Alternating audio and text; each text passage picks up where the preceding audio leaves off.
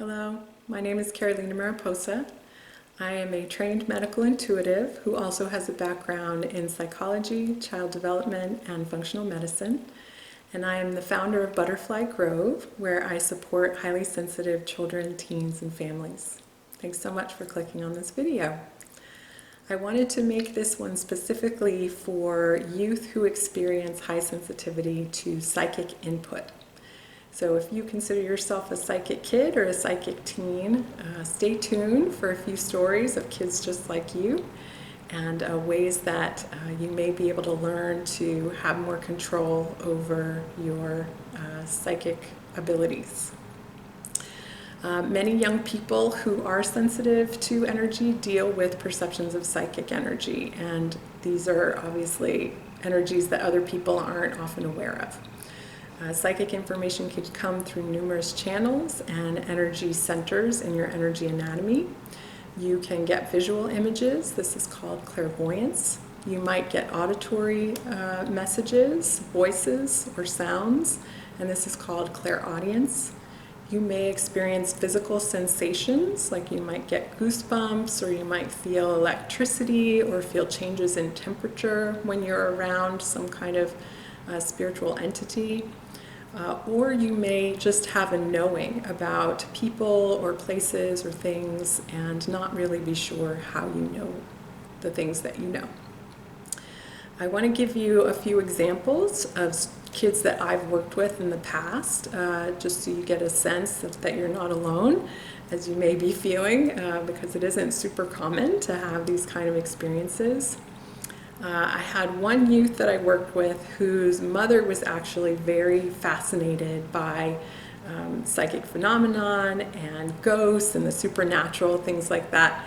And so they would actually go on sort of field trips to old historic places to see if they could perceive any ghosts when they were there.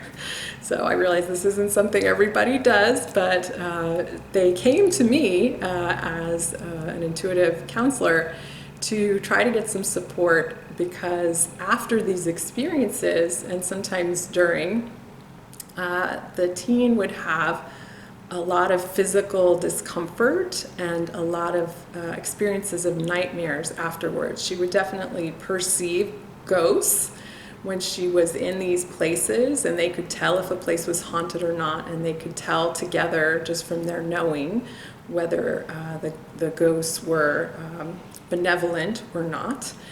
But no matter whether they were benevolent or not, this youth, who was about 14 at the time, would have experiences such as stomach aches, headaches, ringing in her ears, and nightmares for sometimes days afterwards.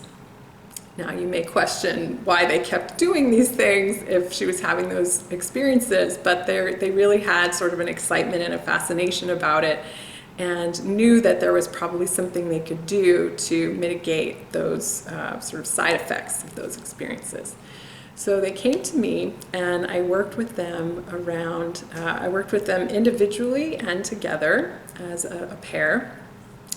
I worked with them on learning how to really ground and protect their energy before they went into these field trips or excursions or haunted places. And I also worked with them on learning how to dial down the various energy centers from which they were perceiving information. So in their case, the mother was very clairvoyant. She really saw a lot of information, whereas the teen was more sensitive on an emotional level. So she would really get a lot of emotional sensation and experience from the ghosts. So she would, for example, know how they were feeling or know what their death was like emotionally. She would have feelings about it. So I worked with her to learn how to clear that out, dial it down, and protect herself from bringing that into her space, and then working with her other types of psychic perception that were less taxing for her sensitive body. So that's one example. Another example is a youth whose parents were not really that into psychic phenomenon or energy in any way. But they brought her to me because she was 10 at the time, and her parents described her to me as a satellite dish. They felt like she just heard things and saw things and was so overwhelmed by all of these psychic impressions that she got that she couldn't really function at school. She was very distracted. If she had to do any kind of test, she really just couldn't focus because she was so open to the input both of psychic phenomenon and other types of energies, like the energies in her classroom related to her fellow students. And so I worked with her very similar tools: grounding, protection, dialing up and down these perceptual centers so that she would feel more control. And in fact, she was able to do better in her classes, to turn these perceptions off when she didn't want to be having them. And then generally, she wanted to maintain some awareness of psychic energy and just energy in general, rather than just turn it off in herself. She felt like it was an integral part of who she was. She worked with me one-on-one for quite a long time, and in some group classes, to really learn and ground in the skills to protect herself and to be aware of what was her energy versus what was other people's. And I illustrate those two examples just to help you understand that you can have some control over these experiences. I think initially, when anyone has a sudden openness to sensitive information or information that other people don't perceive, you can feel like it's very mysterious. It can feel like it's happening to you versus you just perceiving it or taking it in.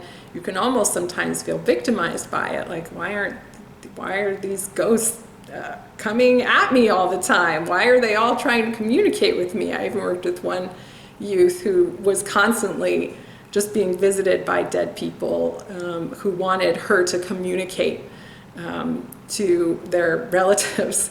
And so there are ways that you can set boundaries around these experiences, that you can make conscious choices around the experiences, and it is important to make those conscious choices about how you manage the psychic input, because it can have varying degrees of impact on your day-to-day life and on your emotional and physical well-being if you don't gain some sense of mastery over it and some sense of ownership of your own personal space and a discernment about what comes in and what stays outside.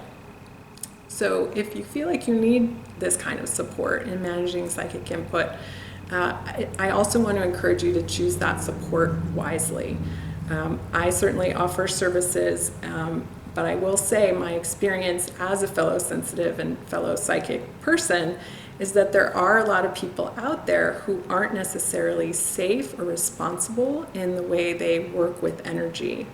So it's really, really important for you to tune into your reactions when you are seeking support, and notice when you're talking to someone who is suggesting they have tools to offer you, if that support feels like it would be grounding and calming for you and safe for you, or if it furthers your experience of sensitivity and kind of overreaction.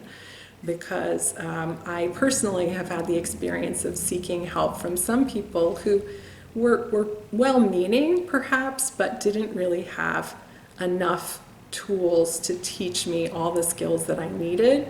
I've also had the experience of having someone's energy and agenda about how they're going to heal me kind of in my space, and it's made me feel a lot worse. It's made me feel physically and emotionally a lot worse.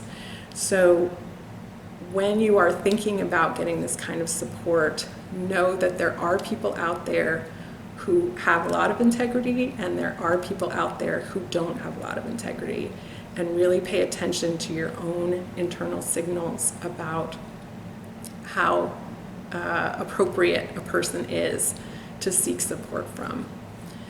So that's just a little bit of advice from me as a fellow sensitive and fellow psychic, former kid, now adult. If this resonates with you, I encourage you to check out more videos or contact me via my website. And I wish you safety and feelings of empowerment as you go on your journey. Thank you.